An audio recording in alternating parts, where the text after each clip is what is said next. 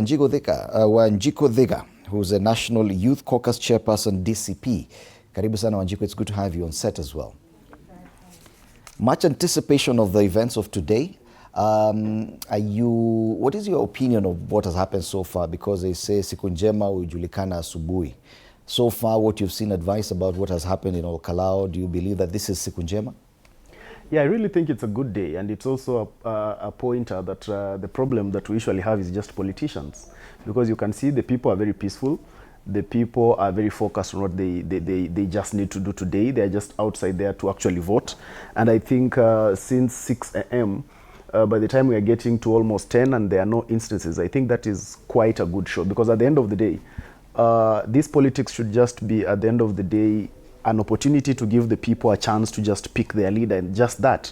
It shouldn't be a do or die for anybody. So the fact that people have just gone out and they have chosen to just exercise their democratic right without any instances, I think that is quite a good show. And it's interesting that you say it's about the voter, but is it really about the voter? If you look at the dailies today, Rumble in the Mountain, Daily Nation, it's about Rigathi Gachagua and William Ruto. Actually, Rigathi versus Ruto, that's a standard. If you look at another one, the vote that could shape Ruto and Gachagua 27 race, that's the People Daily. Yeah. Why all Kalou vote is a litmus test for Gachagua and Ruto. Yeah. Nani atatamba leo, Gachagua and Ruto on the front page. Nowhere is a voter in Kalou being mentioned here. Yeah, that's why I said it should be about the people. That is essentially what election should be about. But of course, there is the political idealism and the political reality.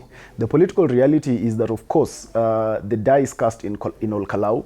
And in my view, the person on the biggest weighing scale in Kalou is more Rigathi Gachagua than William Ruto, because this is supposed to be his stronghold.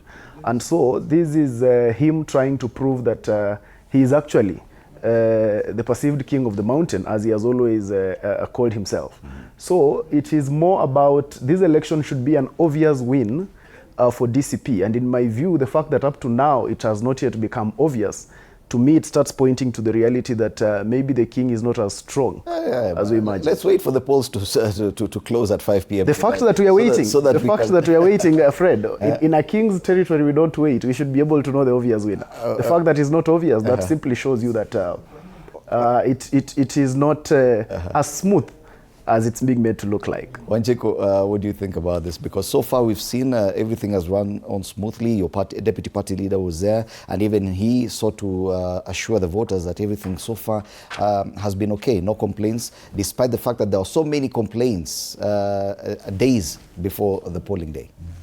Thank you, Fred, for having me, and good morning to Kenyans, and most especially all Kalou voters. Today is their day. It's a good day. There is no voter apathy in Kalou. I would want to report that, and I want to say that voter turnout has been very, very impressive. Long queues by 6 a.m. were witnessed in polling centers across Kalou, and I know it was among government tactics to have voter suppression, which they have sorely missed out on.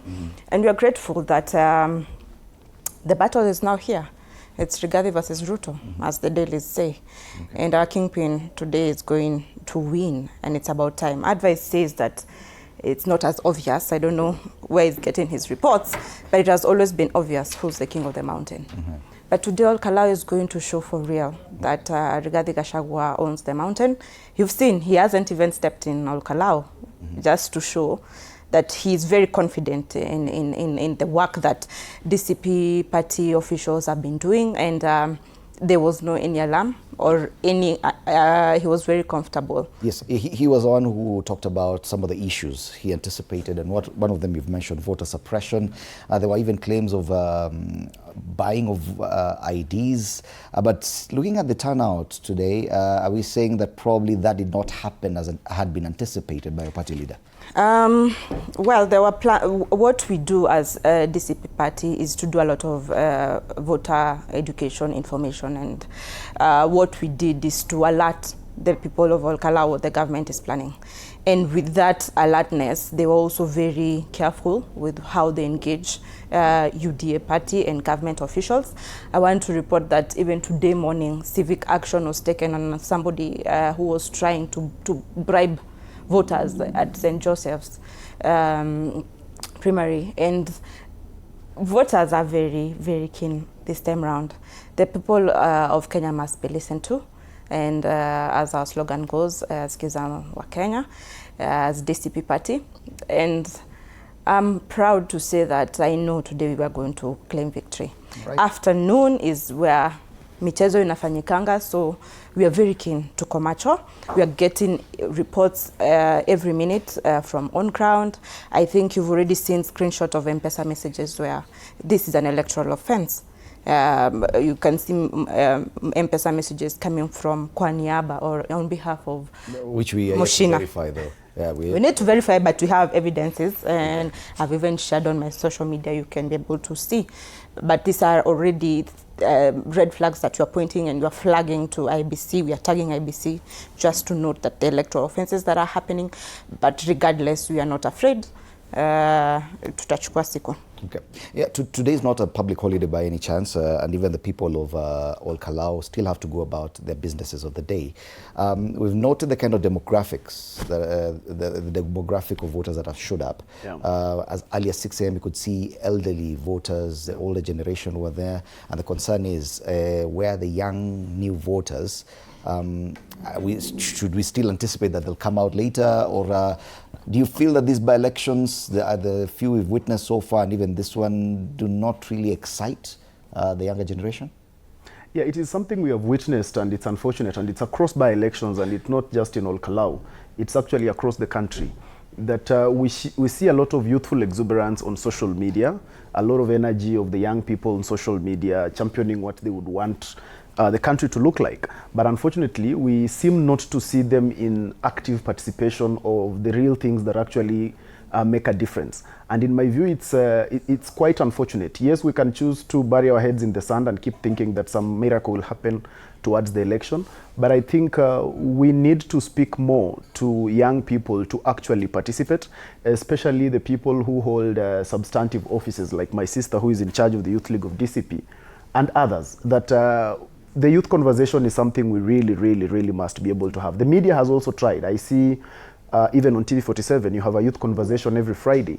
And so I don't know why the impact doesn't seem to be on the reality of the ground, but it's something we need to, we really need to look at, because at the end of the day, the young people must know that if you cannot fail to participate in a process and then want to claim how the process ends up to be, that will be just wishful thinking. We must participate. If we want a result that we want to be comfortable with, then we must participate. If we don't participate, then let the ones who participate choose to celebrate or choose to be sad. We can't, we cannot have our cake and eat it at the same time. What's the challenge in that, Ojiko? Because during the campaigns, we saw some youthful faces very vigorously taking part in the campaigns. Then on election day, we're not seeing them as active. What could be the issue? Fred, allow me to really add to this conversation, because this is my area of specialty. First is to say this, that youth political consciousness was raised in 2024. So this is the first time they are meeting elections. But for them, they think or they perceive that elections is only in August 2027, final day. So for them, again, remember, the young people of Kenya, the only person they have a beef with, or one of the people who, the key person who have an issue with, is Ruto. So for them, it's August 2027. That's the person. Any other contest. That's the person that they want to deal with. And I'm sure also, just to add, that they are very keen on MPs going down, but their beef is with President Ruto, and that's the person they want to remove. And it's justified because of a lot of things. But again, with their political consciousness raised in 2024, they haven't understood or perceived the full electoral cycle, because it's a whole cycle. So for them, by-election is not so keen. But this is not to mean that there are no young people involved in this process. Remember that the voter register that is being used is 2022's, so many young people are not registered then, so they're not qualified to vote right now. Again, I want to say, as DCP party, our agents, our observers, our mobilizers are all young people. So they are being involved in the process in various other ways, not just as voters, but also as people who are going to guard votes, people who are keeping our voters, you know, very aware of what is happening, giving them directions and so on and so forth, keeping them aware of the process throughout. So young people are still very engaged, especially as DCP party, but also it goes that we must continue making the full step of educating them of the full electoral cycle, just so that they can be engaged from point A to Z. So I know what you're going to see is full engagement in August 2027. Next. Because beef iko na mtu moja tu pale juu. Okay. Yeah. All right. Advice, you've seen the run-up to this by-election, and there have been so many different claims of what happened, what did not happen, allegations of this and the other. The Elections Observer Group, ELOG, has already said that the environment within all Kalou is compromised due to voter inducement, voter bribery, violence, intimidation, and all these things, even allegations of attempts to suppress voters. But the IBC, on the other hand, says you cannot stop, you cannot use government programs, or you cannot accuse the government of inducement, because you cannot stop development. And let me just use the quote. She said, citizens do not lose their right to development simply because there is an election. You cannot suspend development during an election season. Who do you agree with? I totally agree with the IBC, because that statement is actually factual. That you can't choose where to take development depending on what is happening in that region. You see, Fred, we have, DCP has a talent in burying their heads in the sand. And every time they will always come up with narratives that please them, like saying young people have a problem with William Ruto. The last I checked, if there is a leader that a young person was asking for a hug from, was actually President William Ruto. So, and it is also usually an insult, in my view, when DCP wants to claim that they have a lot of this support, but then their people are being bribed. I think for me, it's always an insult to the people, like they cannot make their own decisions. Because the truth is, if you have the people, and if you have convinced the people, it does not matter what happens to them. It doesn't matter what they are given. They will actually just vote for you. But the fact that you have to keep crying foul, you have to keep accusing people of bribery, it's a narrative that DCP is used to, and all their officials, I think, borrow from their party leader, that complaining is the modus operandi. But that does very little in terms of the reality of the election. The truth is that in an election that is high-stake like the one in Kalou, everyone is going to go all out to ensure that they win the election. And as I told you, the person who is at stake here is Rigathi Gachagua. You didn't see this headline, put Rigathi Gachagua together with William Ruto in the Bomet by-election. You didn't see this headline in the by-election in Homa Bay. No, so that's why I told you, that the fact that we are having these two, and it's all Kalou, and it's at the heart of the mountain, that simply shows you that the crown is already not stable on the head, because it should be an obvious win. When you have a strong candidate, then it must be obvious. If it's not obvious, then definitely it means that there's actually no king. When I talk about the by-election in Bomet, the by-election of the senator, was it, I think that was Bomet County? No. Which county was Baringo. That? Baringo County. Now, that by-election, Baringo County, you didn't see Ruto, and it was an obvious win. We didn't even sit in the studios the whole day. It was an obvious win. And that is what an obvious win looks like. Already in Kalou, what is coming out is that the fact that by now we are still grappling with who will win, it simply shows you that DCP is not as strong as it wants all of us to imagine. Because if any reasons are to go by Fred, then DCP has every advantage in this election. Let me show you how. One, they have the perceived king of the mountain. Two, the candidate of DCP came second in the last election under UDA. That candidate is also, I think, a former MCA. So that is a seasoned politician who is also being fronted by a party of the king of the mountain. The candidate of UDA is a former mere employee of the CDF. So the fact that up to now the win is not obvious, it just shows you Let's remember there are 9 candidates in total. We're just talking about this. Yeah, even my party has a candidate. And interestingly, you're not talking about that candidate.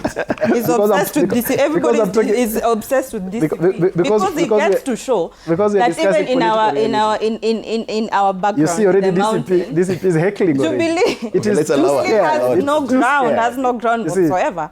But it's the fact that Mondalo gets to keep using the word perceived king of the mount, perceived king. Yeah, because it has never been verified. Why are you saying it's perceived? Because I want to say... Are you challenging his analysis? Yes, I am. When he says that the burden is more on Rigathi Gachagua and DCP as opposed to William Ruto? I'm challenging him because this is why the headlines are reading Rigathi versus Ruto. Remember, Ruto got into power because the mountain decided to support him. And that's why the headlines will read Rigathi versus Ruto. We've seen Ruto on rooftops claiming that nobody helped him penetrate the mountain, yet we know the kind of work that Rigathi Gachagua offered him, and then just for Ruto to turn back and stab him in the back and impeach him. Now we want to show him that's why the papers are reading Rigathi versus Ruto, because we want to show Ruto truly you were able to get influence and support from the mountain because our son came and endorsed you in this election. But now our son came back and told us this is not a good man. But remember, even before Rigathi had left or had been impeached, the mountain had already left William Ruto. We had already decided that this is not a good president for us. He's not. We had already seen his misfortunes and the kind of leadership he's given the country. And I want to say that this is also, I know we are obsessed just speaking about parties, but let's also speak about IEBC. This is also a test for IEBC. We have a new chair and a commissioner at the commission, and we have to see how they perform. This is also to show what will happen in 2027. Will they be able to do this work? We have seen... What is your assessment so far of the IEBC's performance? So far, what we've seen, so far so good, but we've already been, like I've told you, we've flagged a lot of issues. In terms of opening the polling centers on time, it was good. The lines are moving well. I already know that we have a kidogo issues with older voters. Their fingerprints are not being able to be read by the KIMS kits, but they are trying to handle the process better. Wanaambiwa osheni mkono so that your prints, they're trying to mitigate the process. So far, so good. But we want also to see, because today, but before we've seen IEBC condemn Wanjiku Mohia Mheshimiwa, saying that she made inflammatory remarks, which was not true. What she said, and it's what we had already seen, was people being shipped to Ol Kalou. And she said, if you're not a voter of Ol Kalou, you'll not be allowed to vote. And then we see her being fined 1.5 million. But we've also seen a lot of inflammatory remarks from the opposite, from UDA, and no action taken against them. In as far as remarks, yes, because there's action taken against a UDA politician. And so that's just one. So we have several. But when it comes to DCP and when we are calling out issues, which are true, we are still being fined. So there are some issues we are seeing with IEBC that are questionable. When you say but so far, allow me to challenge that. You said that those allegations were true, that voters were shipped. Are we seeing any of that today? No, we have seen some, and there are videos that we are putting up. There are women who are trying, they are coming, no, let me not say women, there are people who are trying to come and to try and vote, and they're not even... not voters of... Yes. And good thing with local areas or rural areas is that people know each other. So they've already been flagged out. And another issue that we are seeing is the beefed up security. We don't have an issue with our national police officers, those in uniforms, but there are also a lot of plainclothes officers. And if you are plainclothes, then we will brand you a gun. Because why are you plainclothed? What are you doing here when you're plainclothes? We also have a lot of vehicles that do not have number plates. Just before, why are they in this situation? Just before I invited you to studio, we had an update by the Regional Commissioner of Police, Regional Commissioner, and the Regional Police Commander, and they addressed all those issues. One, for allegations of voter bribery made by the UDA candidate. They said they are yet to receive any of that complaint. That is, car was touched. They are yet to receive that as well. Have you reported any of these issues to police today? Because they also said they've not received any complaint so far from the parties involved. We do, and we make reports to IABC and National Police. Because we imagine not only sharing on to Kenyans, but also following due protocol is important. We do share.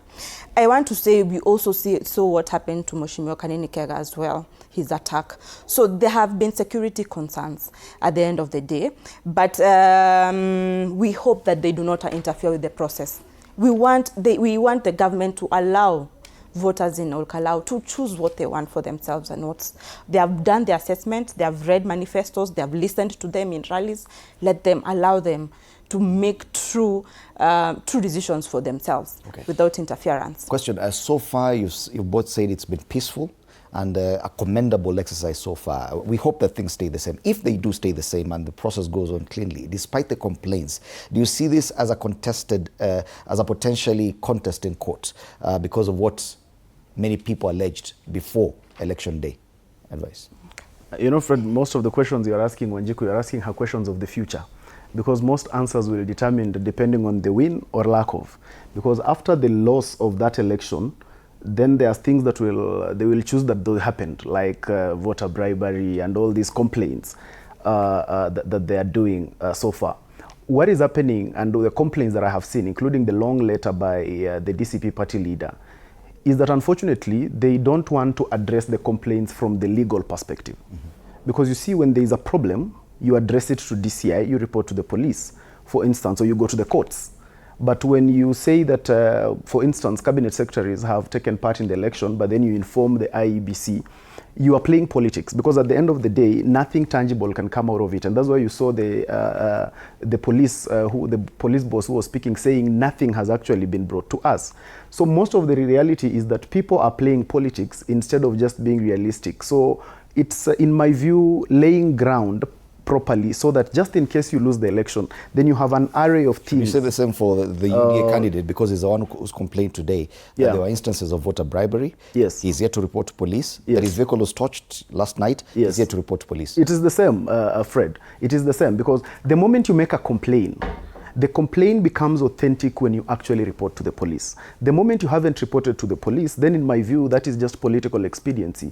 And everyone is just trying to play politics, so that at the end of the day, you are preparing yourself so that in the event you lose the election, then you have something tangible to tell the people. You can be able to tell them that, you know, our things were interfered with and all that. At the end of it, we have to learn to respect our own processes. We have to learn to respect our own institutions. So let us lay blame and say that the institution failed to act. But let us not fail to report to the institution and then later want to blame the same institution. So in my view, if there's things of that nature actually happening, the right thing is to do the right thing. Take a report to the police, take a report to the DCI and all that, so that we can deal with illegalities for what they are, not just in terms of political rhetoric. Because, Fred, there are so many things that in my view are illegal. At some point I thought UDA people should actually go to court about it, but they didn't. So I think it's their thing to handle, because the DCP chief campaigner is actually a UDA senator. That is actually an illegality. So these are the realities that we have on that ground. So, but the fact that they have not gone to court means they are comfortable with it. But then that also shows you that when DCP is talking about illegalities, they should also know that the first illegality starts with them, because the person who is leading their campaign is actually a UDA senator. Even as you respond to that, would it be valid to say that even some of the actions by your party leader, like the long letter written to the DCP, the 15 issues raised, that this is just laying ground for a possible court case in case the candidate loses? Yeah. That you're just preparing for another contest after this? No. What we are doing is documentation. It's important to document what's happening. And that's also what's happened with the ICC case. It's what documentation that laid... The ICC is a court. Please don't interrupt me. It's what laid ground to our full case. Now, what's happening to us on our end is as well... So the documentation, and I think that's what he's trying to check, the documentation would probably lead to a court contest. If you allow me to. It's a question. Yeah. Yes. That on our end, what we do is not just doing a lot of complaints. It's documenting what's happening, and it's to allow Kenyans to have light on what is happening on ground. We have no doubt whatsoever that we're going to win. You've seen Advice hasn't even spoken about his party, not even once. His obsession with DCP is concerning, actually. I don't see him even just trying to explain or just to demonstrate what their party is doing on Jubilee. This is also to show the sibling rivalry that we have. It's the jealousiness that we have occupied the territory that they used to have, and the mighty Jubilee is now fallen, and DCP has taken over. So for us, it is to say that the day will be taken by DCP, and documentation is important. For us, till the end, in 2027, we are going to document every situation that happens and report. Because and I've listened to Advice and what he's saying, that we are complaining. I want to tell him, don't force dysfunction down our throats. It's not to complain.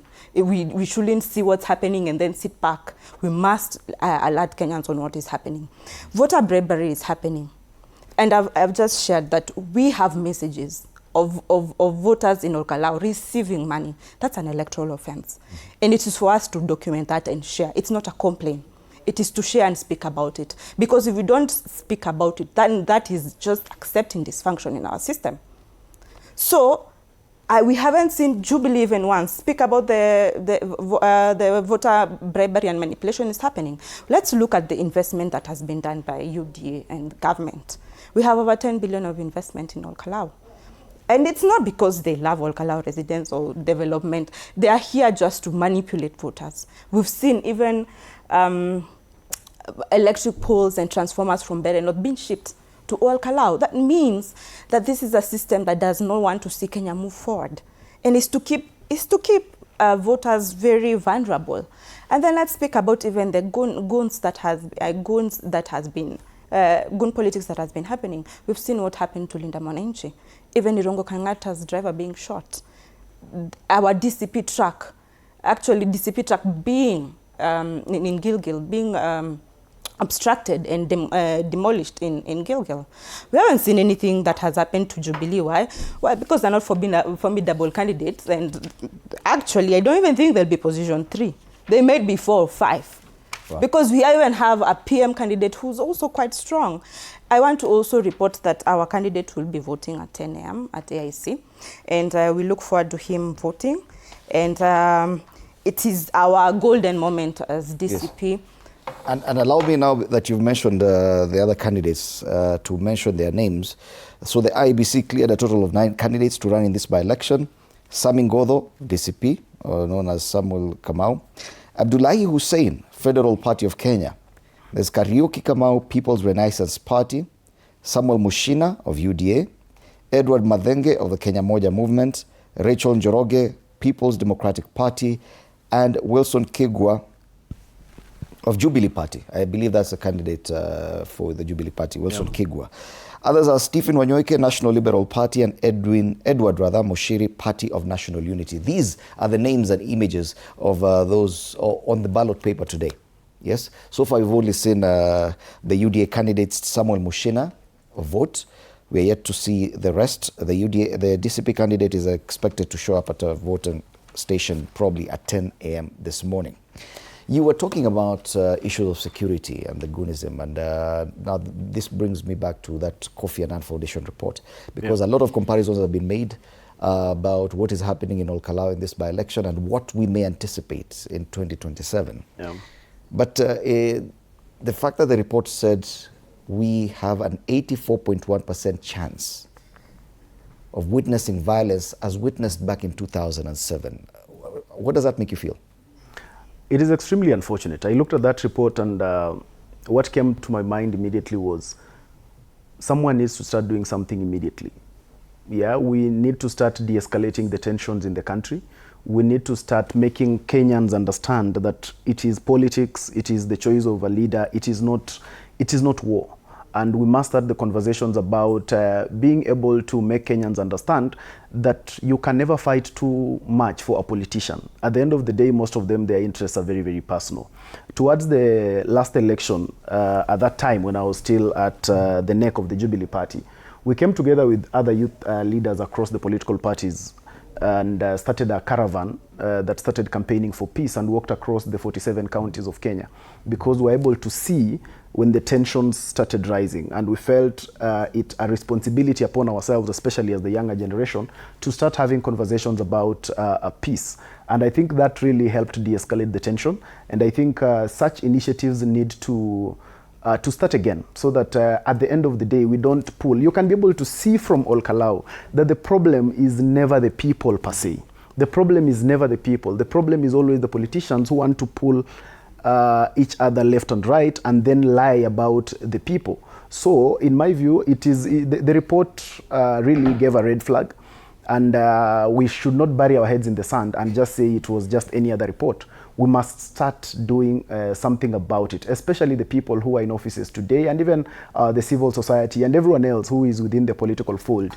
People must understand that people in the political class will disagree, even on TV here, but they will walk out together and they will still have tea. And I think it's high time Kenyans also have that commonality of understanding, so that we don't stretch ourselves thin just because of an election. And just to respond to issues about why I haven't spoken about Jubilee, I want to tell my sister that I speak about things that you ask Fred. And when you ask me about DCP and UDA, I can't start talking about Jubilee. And the beauty of being an ordinary member of a political party like myself, Fred, is that you don't have the burden of responsibility like my sister to defend the indefensible and keep echoing the statements of your party leader. So I can be a political realist. I can look at things extremely objectively. And I know very well that part of the problem that is there within that united opposition is that All Kalou seat was a Jubilee seat.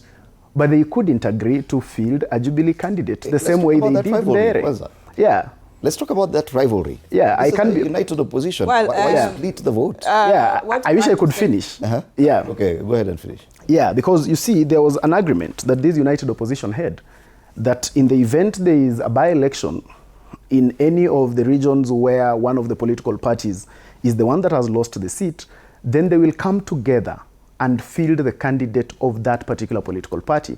And that's what they did in Mbeere with the Democratic Party. And that's why they all ganged up and supported the DP candidate. It's interesting now, when you talk about they. Yes. Because you see, I told you, Fred, when you become an ordinary member of the party, you don't have burden of responsibility like my sister. So when fast forward, now the All Kalou seat was a Jubilee seat. And now, because the DCP's main problem is Jubilee more than UDA, they couldn't allow to support the candidate of Jubilee in All Kalou. And that speaks to the disunity within that disunited opposition. It also speaks the reality of the mismanagement within Jubilee. You can be able to see some of the Jubilee NEC members endorsing a different presidential candidate from their own presidential candidate. So this is the whole problem that is within the united opposition and within their political parties. They were much better when I sat on the leadership of that party. Nice one. Wajiko, why this disunity? Or will you speak like advice in distancing yourself from... No, she can't. She's an official. Advice here mimics behavior by members of Jubilee Party, and is to speak about division and really spread propaganda of disunity.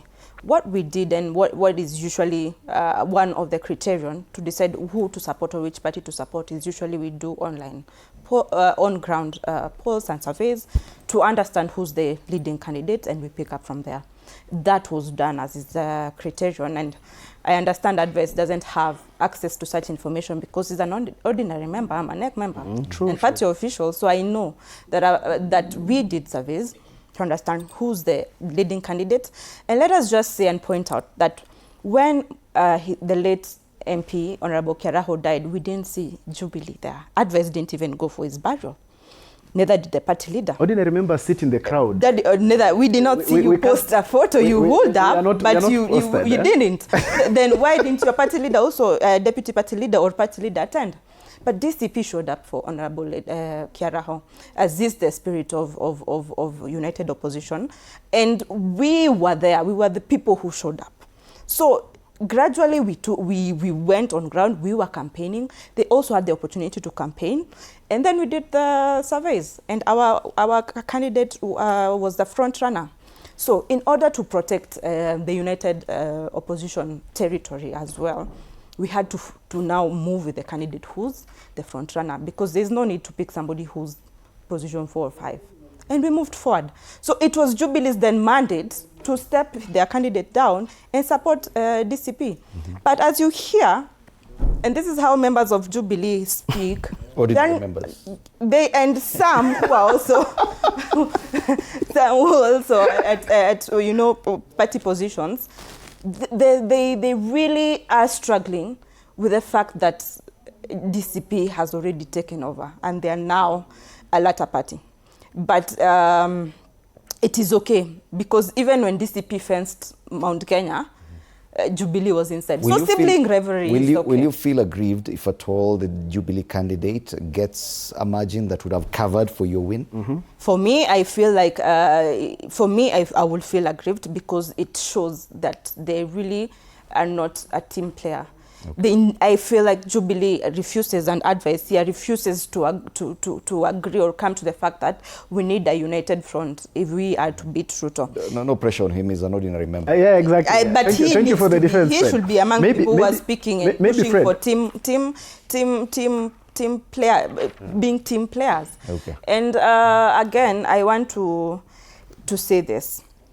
We have 144 polling stations in Kalou. Advice keeps saying that it's too early to say to say that we're not sure who's going to win. But it's also, what time is it? It's around 10. It's the papers. It's also very, very early. For us, we feel very confident. But once the the voting starts streaming in, then we can be able to fully say. Once a polling station. Yes, yes. Okay. But I think you're dropping careless remarks, advice, then you should withdraw. Which ones? Yeah. Which ones specifically? Yeah. When you point them out, saying that we are not sure. For that one, I can clarify for our viewers. For that one, I can take that responsibility. I'll clarify for our viewers. No one can tell at this point who's winning this by-election. Voting is still on, as you can see on your screen. The papers are saying the same thing. The voting process is still underway. It's only been 4 hours since polling started, and polling will continue until voting will continue until 5, and then the county tallying and announcement of results will probably go a bit late into the night. So until then, hold your horses. Let's come back to this issue of. And because I'd already asked you advice, let me go to Wanjiko now, about the Kofi Annan Foundation report and the kind of concerns that have been raised. Out of 10, the chances 8 out of 10 will get some violence akin to what we witnessed in 2007. How does that make you feel? Pretty uncomfortable, Fred. And for me, my concern is that it's the young people who are going to be affected by this. It's the young people that will remain with a criminal record once we are done with this. And what does that mean for their future? As DCP, we prepare to take government, and I trust and hope that I will be able to implement the youth manifesto that we shall create. Where will these young people be? How will I be able to secure them, secure their future? And I just want to, I want to tell young people and still understand why they do this, because look at young people, they're very, very vulnerable. This government promised young people jobs, etc., etc. All we see is cash drop and staged empowerment processes. So young people have bills. They have kids, we have very young, families, they have to pay their bills. And they realize, you know what, let me just take this 1,000 bob, 500 shillings that I'm given, nifanye job, niende home. But it's scary that Kenya might move that way. So that means that our institutions have a lot of work to do. The NCIC, IEBC, we have IPOA, they have so much mandate. And even just looping in, the churches, we have to do a lot of work. And it goes also back to us as political parties. And that's the kind of work I do when I have youth meetings, is to sensitize young people. Historia guns is not feasible. We saw our peers, youth peers, a young person being shot in his car. And they did not even go to report immediately. They took 1 hour. to go and report, because for them, and this government goes to show, young people are not a priority. The Elderman Barometer report 2025 showed that there's a drop, 10% drop of trust with public institutions and governments. Even as they preach that they are doing a lot for this country, citizens really have lost trust in these institutions. And how can they build better? I wish that, I don't know if they do that, but we know our president is notorious for not listening to his advisors. He has over, I don't know, 100 advisors, but he doesn't listen. How can he build back trust for people? But the conversation over the last 20 years was that such decisions were never going to be left to one individual. 20 years since the events of 2007, a lot has happened, including the enactment of a new constitution. Chapter 15 and others that were to remedy a lot of the problems that we had. But looking at what we are facing even in Kalou and what we anticipate to happen next year, it's like no work was done. Yet we have a very progressive document.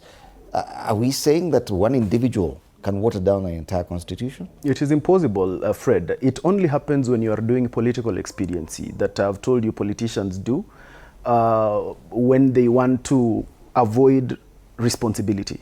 And that's what I've kept saying, that in the event that you have any complaint about anything, the right thing to do, because you have said it yourself, that we have a proper document, we can be able to use the institutions. You cannot be able to make a report about voter bribery or something like that to just the IEBC. You must be able, it's a criminal activity. You must be able to take it to the right place. But the problem is that when we leave it to politicians, all they will do is exercise political expediency. And that political expediency is what escalates the tensions. Because tension sometimes, in as much as it's very detrimental to the people, it is beneficial to politicians. Because sometimes politicians want to create a platform where they want to start, they want to have ground enough for them to lose the election, like is happening in Kalou. I'm telling you that DCP is writing all these letters and doing all these complaints and sending people everywhere to do the complaints. But the one thing that they are not doing is taking the complaint to the right place. And why are they not doing that? Because it's pure politics. It's pure political expediency. That is why they don't want the burden of responsibility. That is why they are running away from using the institutions that we have been able to lay out. If we as Kenyans were able to push these politicians and tell them that you can't just come and tell us that there is a problem somewhere, the first thing you must tell us is, have you reported to the right place? So that, Fred, it then gives us legitimacy. In the event you have reported to the right place and they have done nothing, then all of us have the energy and gusto to start blaming that particular institution. Fred, I don't know why he's misrepresenting us, saying that we don't take reports to the right institution. It's not right. And he's talking about politicians across... Exactly. It's because... No, he's saying DCP is not reporting to the right channels, but we do. I think you've seen us even taking reports to IG, his office. Wanjiku, I'll give you enough time to actually respond. Exactly. You know, when you're guilty, you're always afraid. And that's why I always argue that, you see, when you raise the volume of your emotion, you block reasoning. And that's why you'll be able to argue that you've taken reports to the IG. Reports are not taken to the IG. Reports are taken at the local level. You report at that place where the incident happened. But you know why they would want to do the drama of the IG? Because it's pure political expediency. And that's why they don't want to go there. They don't want to go to the, to report to the right institutions. They don't want to go to court because it's pure political expediency. And I've kept saying it's the problem with the politicians. But the reason why DCP keeps thinking when you say politicians, you say them, is because they are more guilty of the problem. But then again, can we leave it to politicians to correct this trend? Because when violence happens, it's not just for politicians. 20 years, we as Kenyans gifted ourselves a new constitution. Yeah. Do we then leave it to politicians to not at all. Whether or not... Not at all, Fred. And that's what I'm saying. We as Kenyans must start holding the politicians to account so that we don't listen to their political verbatim. We don't listen to their political theater. So that when they come to us to tell us, you know, this one has happened, there's voter bribery here, the first question we as Kenyans must ask them is, have you reported? The moment we push them toward the direction of institutions, we will become a better country. But when we continue consuming political propaganda, political expediency, and their high attempts to seek sympathy from the people, then we lose it. We should remember that in the event anything goes wrong, the first person who will be affected is we, the people. The politicians have a way, they will have a way of protecting themselves. Some of them will fly out of the country. So we must never accept them to just escalate the tensions in the country. Wanjiku, even as you respond to what Advice has said, we've had 3 elections since the enactment of the new constitution. None of them were as high octane as we anticipate next year's to be. And hence the worrying factor of this report, that this time around, 20 years later, we will experience the violence. But the time between now, when this report has come out, and the next election is about a year or so. Is it enough for us to change the trajectory or to reverse anything? Yes, it's enough time. That doesn't mean that we shouldn't, because of the short turnaround time, we don't do much. But it's enough time for us to, keep up the peace campaign messaging and activities, not only by government, but we also have very strong NGOs that work around such matters. But also is to embed such messaging as well within our political parties and other youth-serving organizations in our country. I want to say that safeguarding our democracy is not only a political party, a role, but even at a personal level. And this is to push nationalism and patriotism for our country. The reason why a lot of people don't feel that way is because, like I've said, feeling that the government is not serving them, and hence, no longer, taking into consideration or taking into heart patriotism. But moving forward, the work that we do as our party, and being the opposition and leading party, it has a lot of responsibility. And that's why, again, I say we do a lot of documentation and we respond to the correct institutions. Advice says that it's a lot of, drama and scripts, but it's not. It's among documenting is among the heaviest work to do, because it's verification that truly this happened, it's reporting to the right institution, then it's following up. Because remember, if a government is not for you, if you're in opposition, government rarely does as you recommend, and they will use instruments of power to oppress you and make you feel very insignificant. Regardless, we show up every time. Moving forward, for young people, what I want to tell them, because we are going to be the most affected should violence happen in this country, is to remember that it is our future. 70% of Kenyans are young people. So if we don't safeguard our future ourselves, then what happens? Mm-hmm. And it's to add that politicians must speak about the issues that are ongoing, because they form a social contract with Kenyans once you're voted in. So advice saying that politicians should be speaking about such matters is unfair, because young people, and not only young, Kenyans, when they vote you in, they expect so much from you, because again, it's a social contract. So you have to speak on every aspect or genre of their lives. Mm-hmm. And as politicians speak, then, bodies that work around such institutions or implement around such matters, they need to pick them up and implement. Let's talk about those bodies. Chapter 15 was one of those chapters in our constitution that was supposed to safeguard a lot of the rights and progression guaranteed by this constitution. Yeah. What's your level of confidence in some of these independent commissions and other bodies listed under Chapter 15? I think I have some confidence with them, and part of my responsibility is to allow them get tested. Because I can't then know how to rate the confidence if we don't test them. It's been 15 16 years promulgation of the new constitution. We have some of these bodies that we actually gave ourselves. But most of the time, and I spoke about the issue of we have let politicians take the lead. And you asked me the questions, should we let politicians take the lead? And I think my sister misunderstood it to mean I'm saying politicians should not speak about, or responding to the question that you asked. The problem is that we have let only politicians take the lead in most of these things, and we hold no one else accountable. How many times do we come out to say we want to see results from the NCIC, for instance, when people are able to be doing the remarks that they do wherever they do them? Yeah, how many times do we hold the office of the Registrar of Political Parties responsible when some of these things happen that are in line with that? So it is also our responsibility that we must be able to push the institutions to function, because most of the time we are misled into a political orchestra where even the problems of the judiciary, the politicians will want us to blame a politician for them.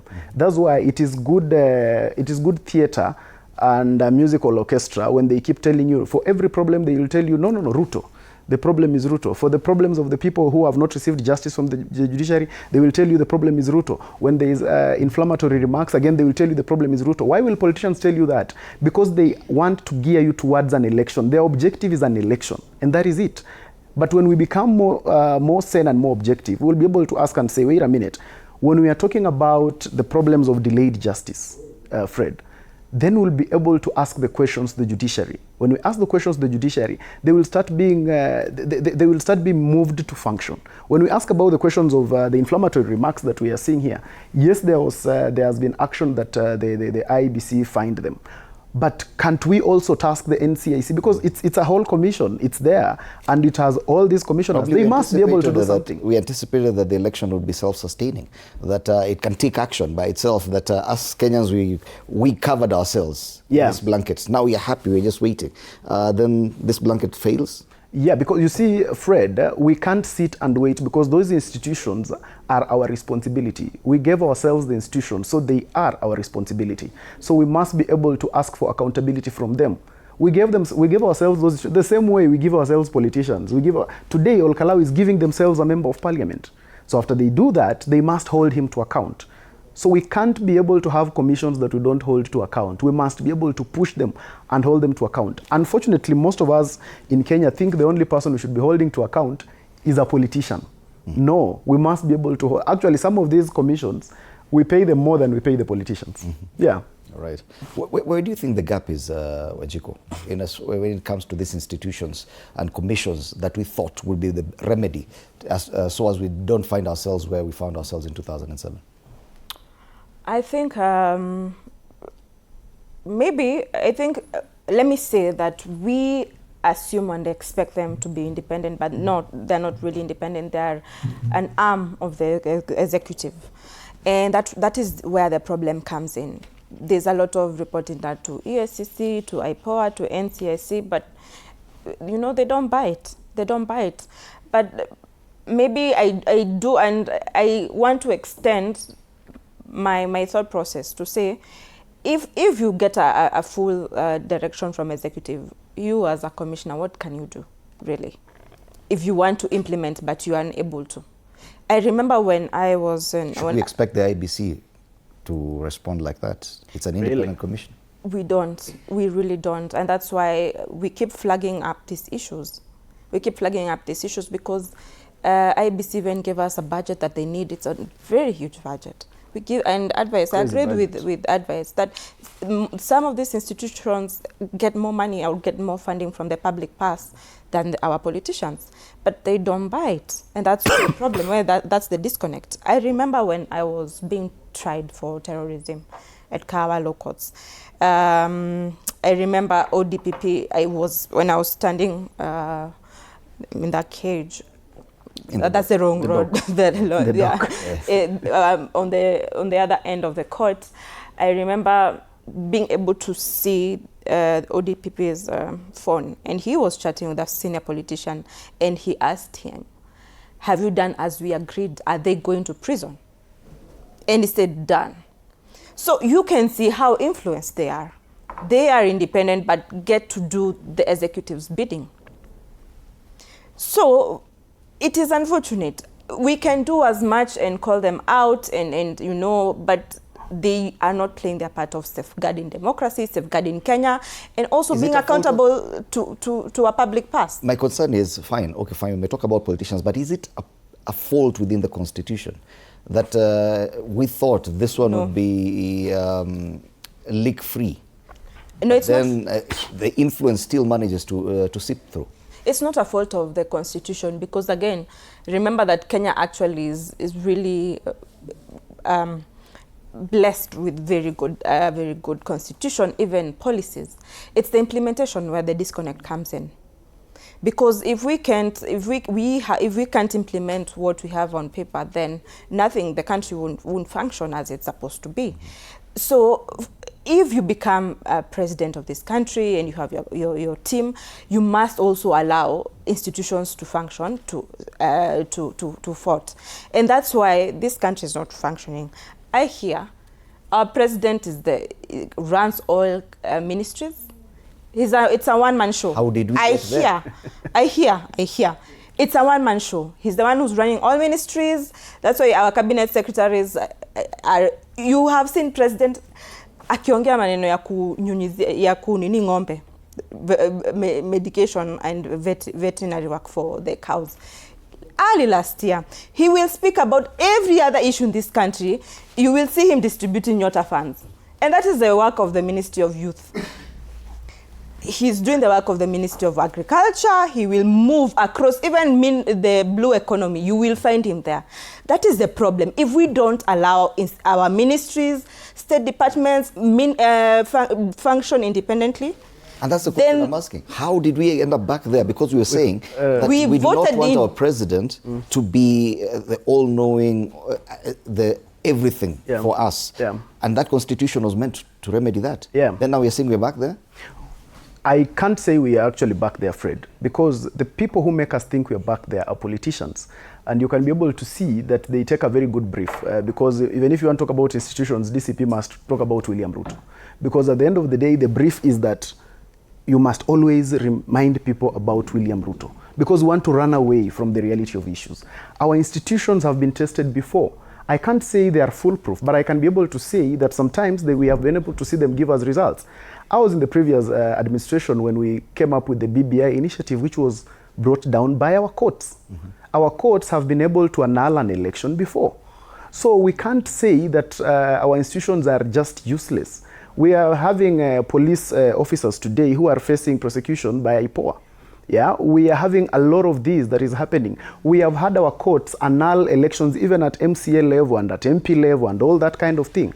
So we can't sit here and just want to say that no, the problem is this president today, Fred, has had most of his projects called out by the courts, and he has had to go through a court process to be able to bring them back, so that at the end of the day they will say the public participation was not done, and he has always stopped and gone through that process all the way to the very, very end. So we can't say there is any one-man show anywhere, because at the end of the day, you also need to remember that the person that the people entrust with the leadership of the country is the president, and all cabinet secretaries serve at the behest of the president. So essentially, the person that the Kenyans gave the responsibility to be in charge of all dockets actually is actually the president. Right. All those other ones exercise delegated responsibility. But what I'm insisting on is that we must not lose trust in our own institution for political expediency. That's why I insist that when there is a problem, let us report it so that we blame the right person. In the event that there has been election malpractice, and we have reported to the IEBC, then we can hold someone to account. But rumor mongering does not solve problems and doesn't move us forward. For instance, Fred, when my sister says someone was chatting with a politician and this politician gave this directive, both me and you cannot verify that. Both me and you don't know what transpired. But what that does is that it creates a perception in the viewer. It creates a perception that is not verifiable. Because in the event that a leader is responsible, if these are chats, then they can be held to account. You can report that, and we can start holding that particular individual to account. Right. But when you just come to studio with a blanket of rumors to escalate tensions in the country, then it's unfortunate. Let's focus then I think it's unfortunate that a fellow young person will come and disqualify what I say. And that's the problem of this country. A young person can come and say, you saw what I went through because of this. Yeah, but I can't believe your text just because I'm young. Right. We can't say, Fred, and disqualify what I say. Let's trust your text because you are young. So we are supposed to. I was speaking. I was speaking. And I'm saying it's so sad that a fellow young person will come and disqualify what I say. Disqualify what I went through. Because you can call me a terrorist. Advice, I'm not a terrorist. Now this is emotional seeking. I talked about the text. Let's calm down. Interrupting me. Because who talked about terrorism here? If you continue like that, yes. none of you can be heard. Yeah. So you finished your discussion. Let me allow me to read. Yes, and it's for him to mansplain me. which I don't appreciate. I'll handle that. Go ahead, Roger. Thank you, Fred. I have said my truth. Advice calls it rumor mongering. And it's unfortunate that a young person can come forth, and this is why young people don't even speak, because other young people are quick to dismiss them because they didn't go through the kind of injustice that I went through. I went through a full-blown injustice. And I know this government is not going to compensate me for what it did to me. But what it did to me was a full injustice. They destroyed my name, my reputation. I went to prison. I spent countless days on cells. I had to go through hospital because of what I've done. And misreporting here what happened, you see, and this is why they say they are forcing dysfunction down our throats. That I can report this and then he dismisses it as rumor mongering. I am a full party official. I cannot start rumors in this country. I have a responsibility. For me, is to inform. Because if I do not say that this happened, that I saw this happening, then what am I doing as a full official? Yes, I am going to report it. And yes, of course, they have deleted messages just to cover their tracks. But I'm looking forward to 2027. I'm looking forward to suing this government for what it did to me. I know that this government of 2022-2027 will not give me justice. It will not. But I look forward to coming in 2027, and as we take government, we give a lot of justice to a lot of young people. Not only just me, there are others who I know the government is saying is going to compensate. And let's see, I am giving them the opportunity to see if they are going to compensate. But there are so many more that went through injustice like me and did not even ask for compensation, because we don't expect compensation from a government that keeps on abusing its young people, keeps putting the lives of young people at risk. And I want to go back. We've seen young people dying because of this gun politics. There are so many cases that are not reported, but young people are losing lives. And I know, because I'm at the forefront of everything. Anything that happened about young people, it is reported to me. All right.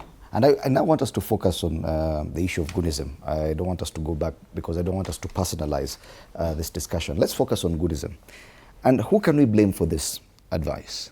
As you said, the president is in charge of everyone he has appointed, including those who are in charge of the ministries in charge of security agencies, who have spoken about the issue of Gunism. But the feeling is that they appear reluctant to take action. Yeah. One, the CS for Interior has enough times talked about or accused the DCP party leader of being behind the goons in the country and threatened to arrest him. Yeah. But it's been like 2-3 weeks and no arrest has been made. Yeah. How do we take that threat that he made? What we should do, the aspect of Gunism in Kenya, which I have personally suffered it when I was doing some mobilization in Umoja, is that 3 people must be blamed. At the end of the day, the person that, or the institution that Kenyans have given themselves to deal with such issues is the security apparatus under the Inspector General of Police. And so, my first point of blame would be to that particular institution, because they are the ones who must be able to ensure that all Kenyans are safe, regardless of what they are doing. The second person that I would apportion my blame to is the politicians who actually recruit these young people to misuse them as goons. And you want to go? Allow me to cut you short briefly and just take this update. We have the Nyandarua governor, Badilisha, just about to cast his vote in the ongoing Ol Kalou by-elections. I guess he's a voter in Ol Kalou. He's a governor in Nyandarua County, Bwana Badilisha. And he's just the second prominent individual we've seen casting their ballot. The first one was a UDA candidate in the election, Samuel Mushina Nyaga. And we'll continue bringing you these details as soon as we keep receiving them. On the other side, we see long queues of voters eager to cast their ballots in the ongoing by-elections. Many have been there since 6 a.m., much earlier than 6 this morning. Today we started the show at 5:30, and we already had people outside the polling stations. Some of them had spent the night there, and they're still eager. I think some pictures were from earlier when people were complaining about delayed voter voting processes or the identification of the voters there. And we'll be getting an update from our reporters on whether or not that has since been resolved. as we continue witnessing the voting process continue in all Kalou? Back to your advice. Sorry for cutting you short. No problem. I was just saying that on that element, I would be able to place the burden of responsibility where our constitution places it, and that is the Office of the Inspector General of Police.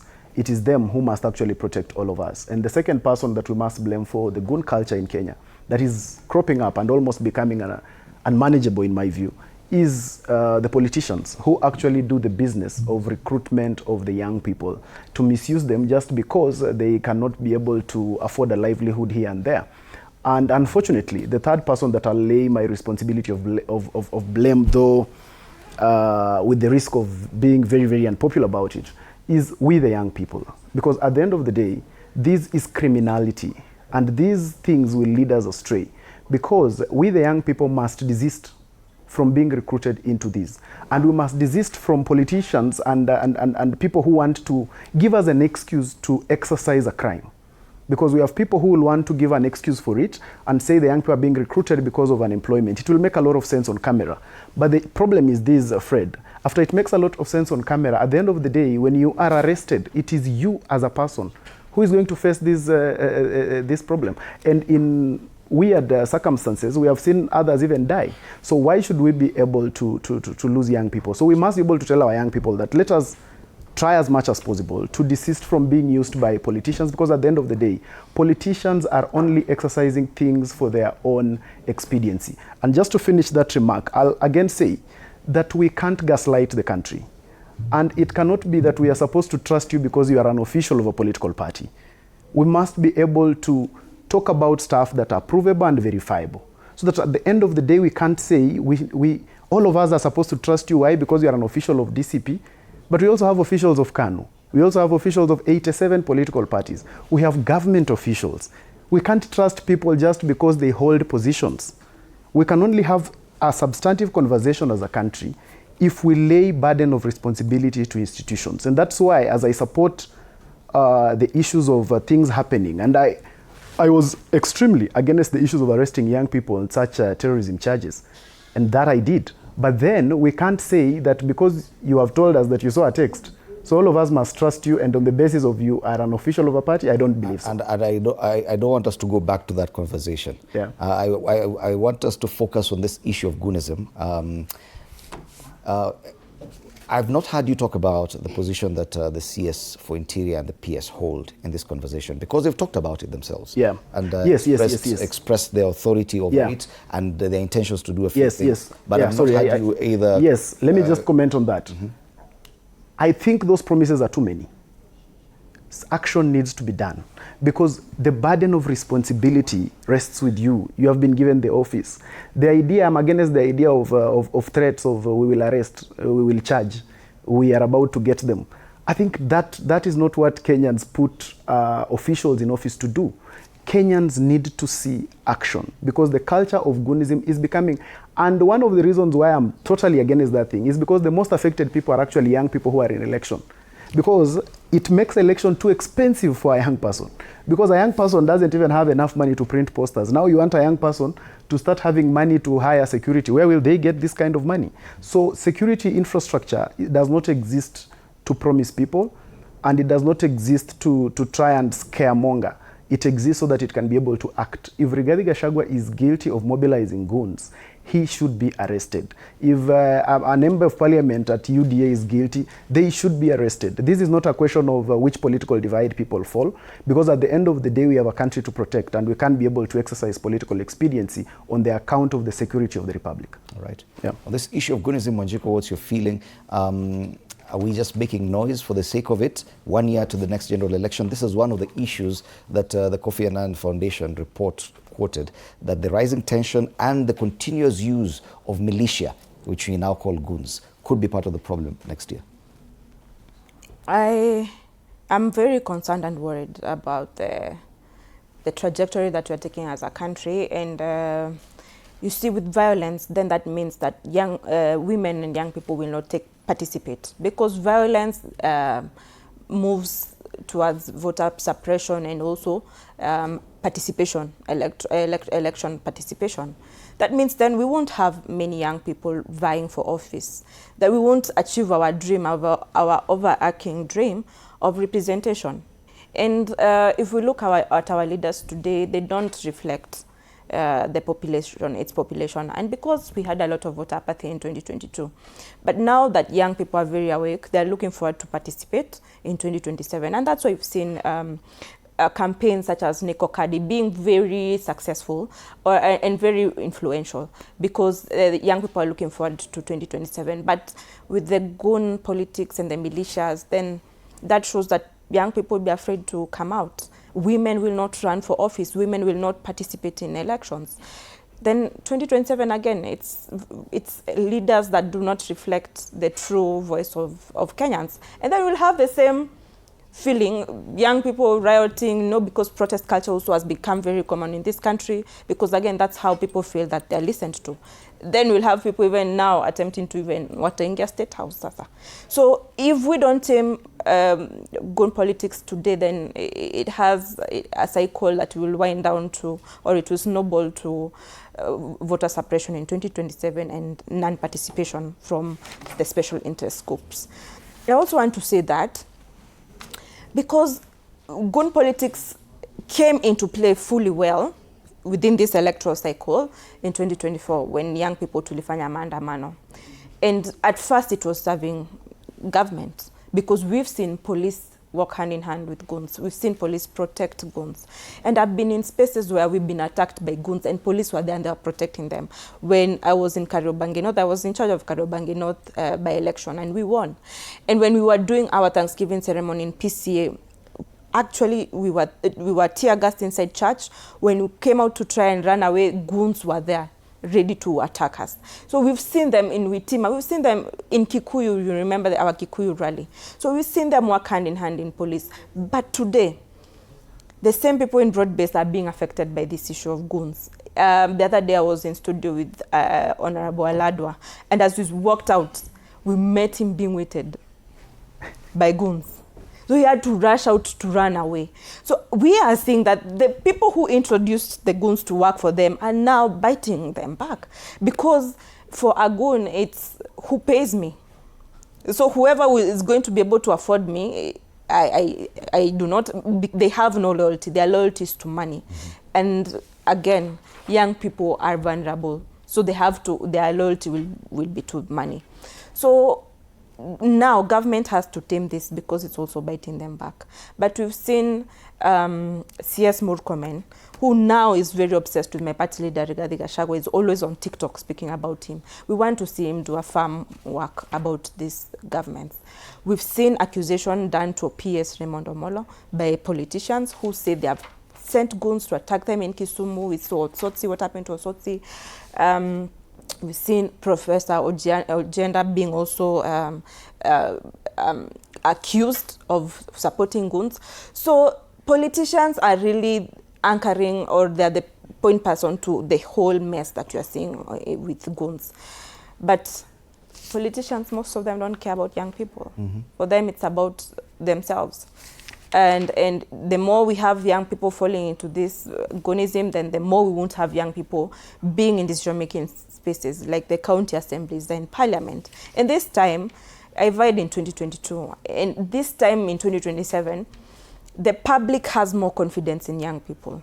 We will have more young people getting into power. I won't say 50% transition, but at least 30%. Okay. We will have 30% transition of young people into powerful positions. I look forward also to be in a very powerful position to implement the youth agenda in this country, because the youth bulge, we've kept postponing the youth bulge for quite some while. And I think if we stayed true to Kenya Vision 2030, it would have helped us to solve a lot of issues. So even for governments, transiting governments, can we even hold to key roadmaps that have been given to help solve a lot of issues in our country? All right. And the question therefore is, who's going to handle this issue of goodism? If at all the blame is on the IG, you said you have faith in the Chapter 15 commissions. Yeah. And there must be at least one or two commissions that should take action against inaction by police. Yeah. Like if the police boss is not doing anything, and there's obvious criminality, then someone should take action against you. Do you think it's time the IG is called to account? It has And by always who? it has always been time for the IG to be called to account in the event of anything, because he is the one with that responsibility. And two people can call the IG to account, ourselves included, we the people. So sometimes even ourselves are actually guilty as charged, because someone needs to take action, including myself, guilty as charged, that I must be able to go outside there and be able to make this report. Remember, we have instances like the one that All right. you need. We do have the other candidate, the DCP candidate, Sami Douglas Kamau, finally getting to cast his ballot at Huruma ACK Primary School. And he also took a very brief moment there, in and out, and our cameras almost missed him, just as we witnessed with the other candidate, Samuel Mushina Nyaga for the UDA party. It was in and out. Yeah. We do expect that he'll be addressing the media shortly. So we'll probably get to hear what he has to say about the process so far. When his main rival, Samuel Mushina, spoke earlier, he spoke with confidence about the voting process. He talked about how it had been so far. And I think he has been accompanied by other officials. I've seen the Secretary General of the DCP party, Bwana Medhu, and who's the Secretary General of the party. I've seen him there. And we were discussing about earlier the kind of disruption to the voting process that happens whenever such a candidate appears at the polling station. And even as they organize themselves to be addressed by Media. the candidate.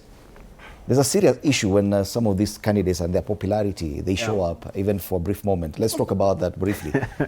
All cameras move in, and this is a disruption to the process, don't you think? It is a disruption to the process, Fred, but sometimes, remember, it's a political process.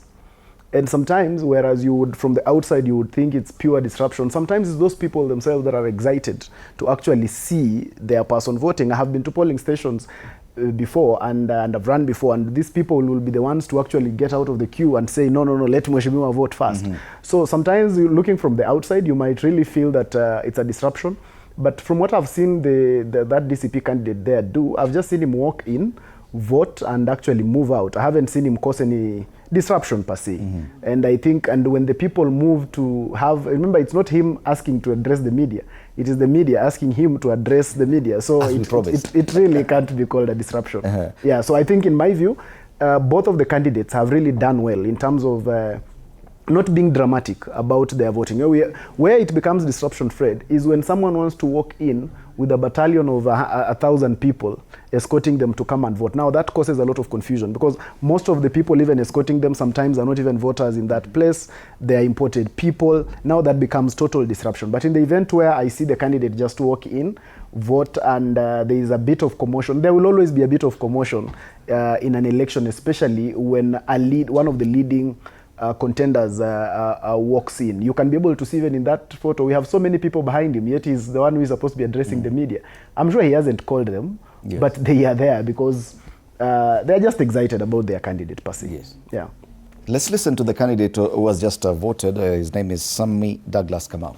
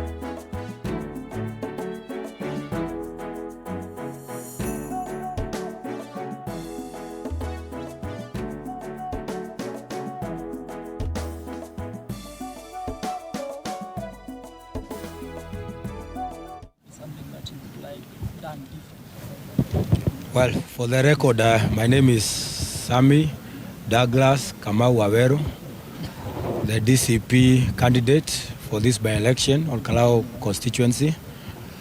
I have just cast my vote right now, and I am very, very, very happy at the speed at which the IBC is working. I had the privilege in the morning to visit several of the polling stations or polling centers. The turnout is very wonderful. The people have come out in numbers, and the officers that are there are doing quite a commendable job. Just a few hitches here and there that are common, like in the morning, some of our agents were asked to provide copies of the ID, which is not a requirement by law, but we had the RO solving the problem adequately. So from where I sit, the process is going on very nicely. The security is very tight. The people are coming out in numbers, and I'm urging them to continue coming out. There's still time until 5. Those that are still traveling, we wish them well, safe journeys to arrive here on time, so that every vote counts. That is what we want. Every vote must count. We must exercise that right that is there in our constitution, what we call universal suffrage. Let everyone have the right to vote. Thank you. Are you confident of winning? Well, I have done my campaign very well. I have put my trust in God. The numbers are very good from the exit polls, both from our side and even the side that we are competing with. The margins are very wide, and you'll see in a few hours. So to answer your question, in the affirmative, it's an obvious yes. Maybe you can tell us about an incident that happened last night where some people were attacked and some were rushed to Bahati and Nakuru Hospital. What would you say about that? First, thank you. Okay, no problem. No problem. Is this a better place? Yes, sir. Thank you very much. I think it has been said as a president that we must introduce myself. So for the record, my name is John Methu, the Secretary General of the DCP party. And we are here to accompany our candidate, the Honorable Sammy Douglas Kamau Waweru. And the process so far is satisfying. We are very satisfied by the plans and the way the IBC is running this election so far. We can't say that we have seen any major issue, especially from the referee, who is the IBC. And I think also in my history as a politician around, this would be one of the highest turnouts that I've seen around that everywhere in the constituency. The people are out, and they are out in large numbers.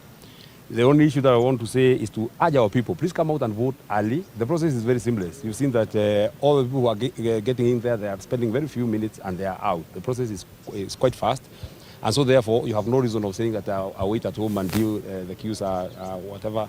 You come out and vote, because you spend very little time here at the polling station. So I want to urge all our people, if you can come out and vote before 11, 12, it will be good, so that at least we are certain that even if it rains, because it's a sunny day, even if it rains, even if whatever happens, we have all voted. We have all exercised our democratic right.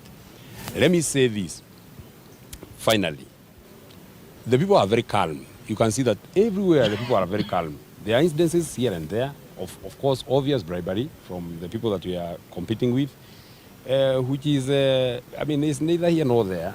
The point is, the people are very calm. We want to ask the chairman of our county security team, Kwana Jaldesa, the onus is on you. The people are calm. Everybody is calm. The electoral officials are calm. The police officers in uniform are calm. The only thing is that you give us an assurance that there will not be hooded policemen here. Every policeman will be identifiable. That is the exact thing that we expect from our county security team. That's the only thing that we expect, that I will be able to secure all these places. We are hearing here and there, here and there, here and there. But generally, the place is very calm. We have not seen any major incidents around our polling station, here or anywhere else. We hope that it will be the same until evening, but we want to urge our people. The clarion call is to urge our people to come out and vote. come out and vote and come out in good time. Please do not wait until it is late. Do not wait until it is afternoon. Just come out and vote because I'm sure since we came here, you can see the lines are moving really quite fast. You people have been here and you've seen that the lines are moving very fast. The Honorable Sami has voted very fast. The wife has voted very fast. So the governor was here, voted very fast. So we do not expect any issue or any hitch. Question? Okay. Yes, my name is Jane Kihara, Member of Parliament for Naivasha constituency. What I can say about this election is that it doesn't look like a by-election where the presiding officer waits for the voter and stays for like 3-5 minutes before they come. So this is a very important election. I met our candidate at 5 o'clock at Gorika. I've visited a few. So the queues are very long, but they are moving very fast, like it has been said. Kwa hivyo mimi ningeuliza tu wananchi wajitokeze. And from now on, we just want the prevailing peace to continue up to the end. We met in Gorika at 5 in darkness, and it was very chilly. We met again at Mumbi, and now we have met here, which means mtu wa kujituma amezunguka sana. Pia sisi tumezunguka sana. And we are hoping to win. I was elected in a by-election, and people didn't come out. So why have people, or Kalou people come out, so many of them? They are those who are still in Nairobi. They are boarding matatus. It is because this election is very, very important for this country. And we hope that it will end the way it has started. Thank you.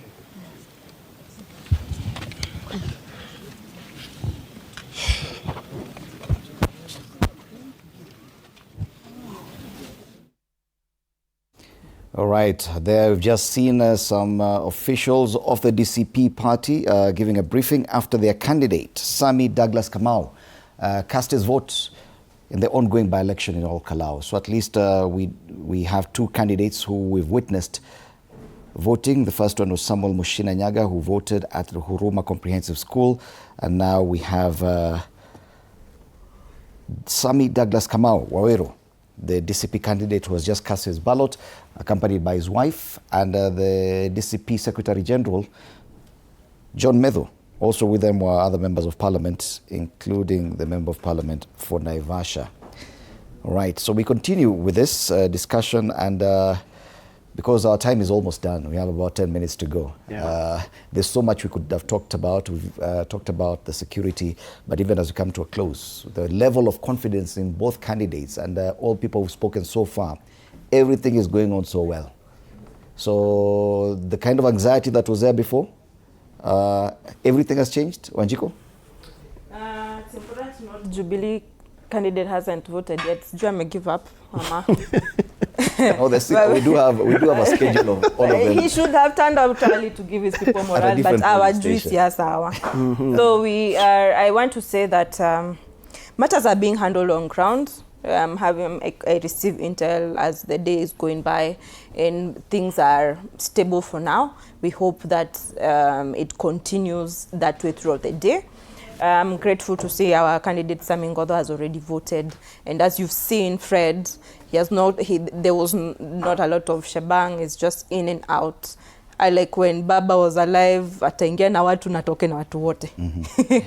Sami ameingia kapiga kura, ametoka kivyake tu with minimal interruptions. I know you've also seen our deputy party leader also was going round with minimal interruptions, not to interrupt the process. For me, my word is to IEBC and National Police. Please don't interfere with this process in the wrong light. It is a precursor to 2027. Instill confidence, instill public trust. As I've said, the report by Elderman Barometer study shows hakuna trust imeteremka. It is for them to ensure that the concern remains. And I look forward to evening as we win. Yes, All right. We are the kingpin. the mountain. Advice. Thank you, Fred. I As think an ordinary member of the as Jubilee, an ordinary- I will ask you about your candidates. yeah, please don't. But I would want to echo if we go by the statements of Wanjiku that the one who turns up early to the election understands politics, then probably UDA will win, because I think UDA turned up earlier than DCP. But be that as it may, one thing I like about what I've heard the leaders there speak about is they have not escalated any tensions. They have not wanted to cry foul. They have just been able to observe that the process is going on smoothly, and I think that is also commendable to the IEBC and the security instruments that are in Kalou, that the process has to end up smoothly. Because at the end of the day, Fred, we must make everyone understand that politics is not a do or die. It is just a contest where people choose the one with better ideas. And when the one with better ideas takes the lead, you try again next time. In fact, in Kalou, the distance is so minimal between the winner today and the election. It's only just about less than 400 days. So we should never stretch ourselves thin just because of election. Another thing that I noticed from that by-election and the numbers is that it is testament that Mount Kenya is proving that in the election, the turnout in Mount Kenya will be very big, because as a student of political science, I understand that by-elections actually are telltale signs of what the main election would look like. I don't bury my head in the sand. So this is showing you that Mount Kenya people are very enthusiastic about this election. And it also shows you that mobilization has really been done in Kalou by all the candidates who are running for office. And that's why people are out there in their large numbers. My wish is that let the best candidate for the people of Kalou, the one they choose, let that person win. All right. Thank you so much, Advice Mundalo, leadership and communications expert, and Wanjiku Thiga, the National Youth Caucus chairperson, DCP. Once again, this is a special coverage of the Kalou by-elections, which are underway. They've been underway for the last about 5 hours now. And we will continue keeping you abreast of what's happening. We've only seen 2 of the candidates' votes. So allow me, to be fair to all candidates, to read their names again. So the IEBC cleared a total of 9 candidates to run in this by-election. They include Sami Ngodho of DCP, who has just voted, and you witnessed that. There's Abdullahi Hussein from the Federal Party of Kenya. There's Kariuki Kamau, People's Renaissance Party. Samuel Mushina of UDA, who voted much earlier. Edward Madhenge from the Kenya Moja Movement.